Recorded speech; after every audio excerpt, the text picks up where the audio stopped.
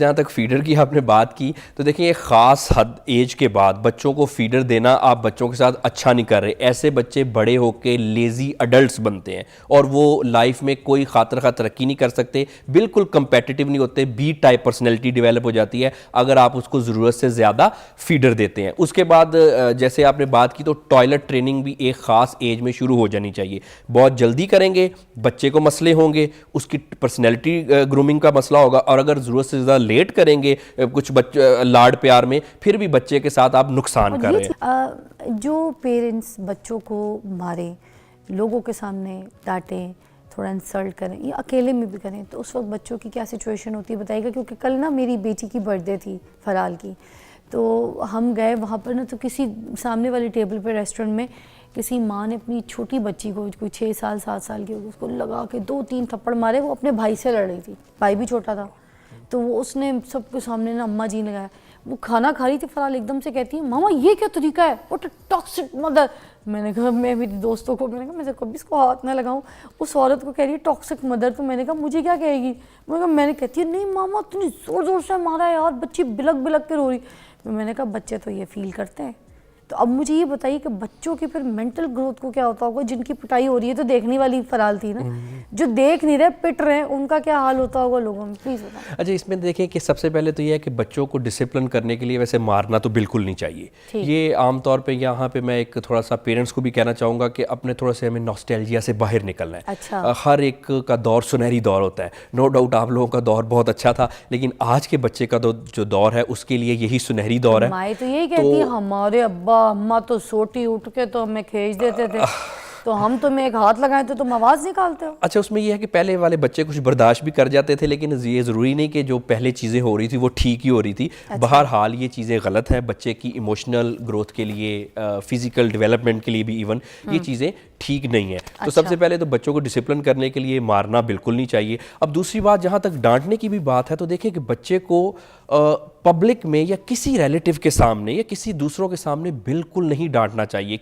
बच्चा कुछ भी करे आप उसको अकेले में समझाएं, क्योंकि देखें डिसिप्लिन हम जब करने के लिए बच्चे को इस तरह से करते हैं तो उससे क्या होता है कि दूसरे के सामने जब बच्चे को डांटेंगे तो बच्चे की सेल्फ एस्टीम डिस्टर्ब हो जाएगी, बच्चे का सेल्फ कॉन्सेप्ट और उसके साथ फिर सेल्फ कॉन्फिडेंस ही ख़राब हो जाएगा। अब आप देखिए कि एक बच्चा जिसका सेल्फ एस्टीम आपने ख़राब कर दी, उसका आपने सेल्फ कॉन्फिडेंस ख़राब कर दिया, चाहे आपने उसको कुछ मैनर्स सिखा लिए, लेकिन ऐसा बच्चा बड़ा हो के माशरे का कोई कारआमद फ़र्द नहीं बन सकेगा। वो सारी उम्र अपने आप से लड़ता रहेगा, कॉन्फ्लिक्ट में रहेगा, अगर हम बच्चों को किसी भी हवाले से डिसिप्लिन करने के लिए पब्लिक में दूसरों के सामने डांटे या मारे। अच्छा फराल, जैसे मेरी बेटी ना अगर किसी सब्जेक्ट में वीक भी होती है तो मैं इसकी टीचर्स को फ़ोन करती हूँ ना कि ये मसला चल रहा है, ये घर में ये कर रही है, इसमें लैक है, इसका ये मसला है, यहाँ पे फंसी हुई है, कोई भी ऐसी चीज़ या इसकी कॉपी खाली हो, कोई इसने काम नहीं किया हो क्लास वर्क, तो मैं फ़ौरन टीचर को बताती हूँ। मगर इसके सामने नहीं मैं इसकी शिकायत करती, मैं अलग से बताती हूँ। मैं बोलती हूँ बताइएगा मत कि मैंने आपको कॉल किया था। हाँ, ये तो बहुत अच्छी पेरेंटिंग करती हैं आप। मैं तो अच्छी बात है ना? कहूँगा ऑब्वियसली मुझे भी लग रहा था कि ये इससे बड़ा बच्चा सही रहता है। ऑब्वियसली सब पेरेंट्स को ऐसा ही करना चाहिए कि सब दूसरों के सामने अपने बच्चे को अप्रिशिएट ही करना चाहिए, लेकिन डिसिप्लिन करने के लिए जैसे आप माशाल्लाह से बड़ी अच्छी स्ट्रेटजी है, ऐसे पेरेंट्स को भी मैं सजेस्ट करूंगा कि वो भी इसी तरह की स्ट्रेटजीज को अडॉप्ट करें। अब दूसरी बात जहाँ पे आ जाती है, अगर अलग बच्चों को यहाँ पे भी ना मैं एक मॉडर्न पेरेंटिंग में इसको कहता हूँ कि मॉडर्न पेरेंटिंग में ये हो रहा है कि कुछ मदर्स अपने बच्चों को बिल्कुल ही डिसिप्लिन नहीं कर रही, कुछ अच्छा। पेरेंट्स नहीं कर रहे। उससे क्या होता है कि जब किस लिहाज से, ऑब्वियसली कोई नॉर्म सिखाने के हवाले से या कुछ वैल्यूज़ के हवाले से, मैनर्स के हवाले से बिल्कुल भी डिसिप्लिन नहीं कर रहे। अच्छा, उसमें होता ये है कि वो कहते हैं जी बच्चा बड़ा होकर खुद ही सीख जाएगा, खुद ही कर लेगा। अब हमने ना एक मॉडर्न पेरेंटिंग को भी थोड़ा सा इस सेंस में डिस्करेज करना है कि हमने एक म्याना रवि इख्तियार करनी है। देखिए, अगर आप बच्चे को बिल्कुल ही नहीं डिसिप्लिन करेंगे तो होगा क्या, आपके बच्चे की जब बड़ा होगा, अडल्ट होगा, तो पर्सनैलिटी में कुछ अच्छी कैरेक्टरिस्टिक्स नहीं डेवलप होंगी। बहुत सारे आजकल अडल्ट जो है वो कंप्लेन करते हैं जी कि प्रोक्रेस्टिनेशन है, काम करने को दिल नहीं करता, सेल्फ कॉन्फिडेंस भी नहीं है, हर वक्त थके थके रहते हैं, उसके अलावा कुछ कंपेटिटिव पर्सनैलिटीज़ भी नहीं है। और फिर सॉरी टू से आप देखें कि हमने अगर स्टेटिस्टिक्स देख लें कि कितने नोबेल लॉरिएट हमारे यहाँ से पैदा हुए हैं या कितने हमने वर्ल्ड क्लास प्रोफेशनल्स पैदा किए हैं, इस सारी चीज़ों के ताने बाने बचपन से जुड़ते हैं। तो अगर आप अपने बच्चों को बिल्कुल रिलैक्स छोड़ देंगे तो वो आप उनके साथ अच्छा नहीं कर रहे, उनकी पर्सनैलिटी डैमेज कर रहे हैं। लेकिन उसी के अगर आप दूसरी तरफ देखें, अगर हम बच्चों को बहुत ज़्यादा डिसिप्लिन करें, जैसे अभी आपने मार की बात की, वो किसी के सामने करने का तो बहुत ही नुकसान होता है, लेकिन अगर अलग से भी करें तो उसमें देखा यह गया कि फिर ऐसे बच्चों को बड़ा होके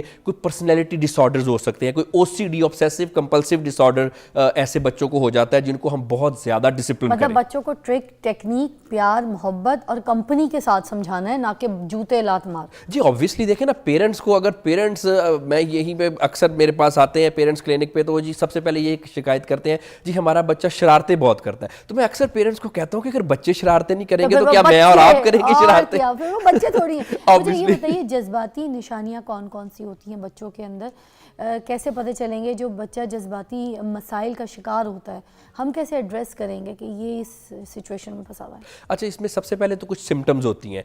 अगर आपका बच्चा उसका कुछ टेम्परामेंट का इशू है, मूड का इशू, आमतौर पे बच्चे शरारतें भी करते हैं और करनी भी चाहिए, एनर्जेटिक भी होते हैं, लेकिन ना बाज़ औक़ात बच्चों को देख के लगता है कि बहुत जज्बाती किस्म का रिएक्शन कर गया। आमतौर पे जैसे किसी चीज़ से थोड़ा सा डांटें या रोकें, सिर्फ रोकें, तो अक्सर बच्चे कुछ कहते हैं, येल करते हैं, मुझे ना रोको, मैं ठीक कर रहा हूँ, मैं ऐसे ही करता हूँ। तो ये आमतौर पर जो बच्चा ऐसा करता है उसको हम समझते हैं कि इसमें अब ये एक साइन और इंडिकेटर है। उसके बाद दूसरी बात यह है कि आमतौर पे अगर बच्चे में ज़रूरत से ज़्यादा हाइपर एक्टिव है बच्चा, उसमें भी बच्चे को आमतौर पे जज्बाती किस्म के मसले होते हैं। फिर आमतौर पे आप देखें कि कुछ बच्चे बेड वेटिंग करते हैं, कि बिस्तर पे आमतौर पे बेड वेटिंग करते हैं, या फिर बच्चे कुछ नींद में बहुत ज़्यादा बोलते हैं। ये भी एक साइंस है कि बच्चे को किसी किस्म का इमोशनल इश्यूज़ जो है बच्चे के साथ चल रहे हैं। लेकिन इसमें अच्छी बात यह है कि जब बच्चा थोड़ा सा जैसे ही एजिंग के प्रोसेस में आता है, थोड़ा बड़ा होता है, तो कुछ इमोशनल डिस्टर्बेंसेज जो है वो खुद ब खुद रिजॉल्व हो जाती हैं। लेकिन अगर कोई 6-7 साल तक ये इश्यूज़ रिजॉल्व नहीं हो रहे, फिर ऑब्वियसली हमें उनकी क्लिनिकल इंटरवेंशन करनी पड़ती है। लेकिन पेरेंट्स को ये करना है कि पेरेंट्स को अपने बच्चों को बिल्कुल पेरेंट्स बन के उनके साथ ट्रीट करना है, क्योंकि आमतौर पे ये देखा है बच्चा शरारत करता है, आगे से माँ बाप भी उस पर चीखने चिल्लाने लगते हैं, जिससे क्या होता है कि वो एक बड़ी एक नेगेटिव एनर्जी जो है वो जनरेट होती है। मुझे लगता है बहुत सी जगह पे ना पेरेंट्स को कुछ चीज़ें समझ नहीं आती। जैसे मुझे लगता है जब बिल्कुल पहला बच्चा होता है तो कुछ टाइम ऐसा होता है कि जिन औरतों को शौक नहीं है कि बच्चे को किस तरीके से आगे बड़ा करना है, उनकी ग्रोथ के लिए वर्क करना है, तो वो चीज़ें सीखती नहीं, अपने बड़ों से लर्न नहीं करती, सास ससुर से, अपनी अम्मी से पूछते हुए उनको बड़ी ईगो होती है कि हम आपसे बेहतर हैं। कुछ औलादें ऐसी होती हैं, तो वो पेरेंट्स जो है जब खुद पेरेंट बनते हैं तो वैसे नहीं बनते। बच्चों के मुंह में जो फीडर डाल के सुला दिया जाता है, और आपको पता है लेट एज तक जो है ना 6-7 साल की उम्र तक भी बच्चा यहाँ पे पाकिस्तान में तो फीडर पे होता है, ठीक है, माँ अपनी जान छुड़ाने के लिए।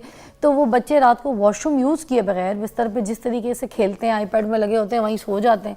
माँ बाप सोने के बाद मुंह में फीडर दे देते हैं। वो फीडर घंटा 1.5-2 घंटे मुंह के अंदर ही रहता है जब तक बच्चा सोया भी, तो टेढ़ी बोतल लेके सोया। सुबह उठता है तो पेट में गैस का शिकार होता है, ठीक है। अब गैस की वजह से जिस्म में बहुत सारी चीज़ें, गुबार जो है वो घूमते होंगे, बच्चे को भी अंदर कोई ऐसा ब्लड प्रेशर या कोई अजीब तरीके के मूड स्विंग्स होते होंगे। आपका पेट ठीक नहीं है, आपको बहुत सारे गैस्ट्रिक प्रॉब्लम्स के साथ चीज़ें सिचुएशन जो है। अब वो बच्चा सुबह किस हिसाब से चिड़चिड़ा हो रहा है, उठ नहीं पा रहा, पेट में दर्द हो रही है, मरोड़, हम ये नहीं देखते हैं उठो थप्पड़, उठो थप्पड़, लेट हो रहा है स्कूल के, दौड़, जैसा सोया है वैसे फिर दोबारा मुंह में बोतल डाल के गाड़ी में छोड़ने जाए। बहुत से घरों का ये मसला है। ऐसे लोगों के लिए क्या कहेंगे?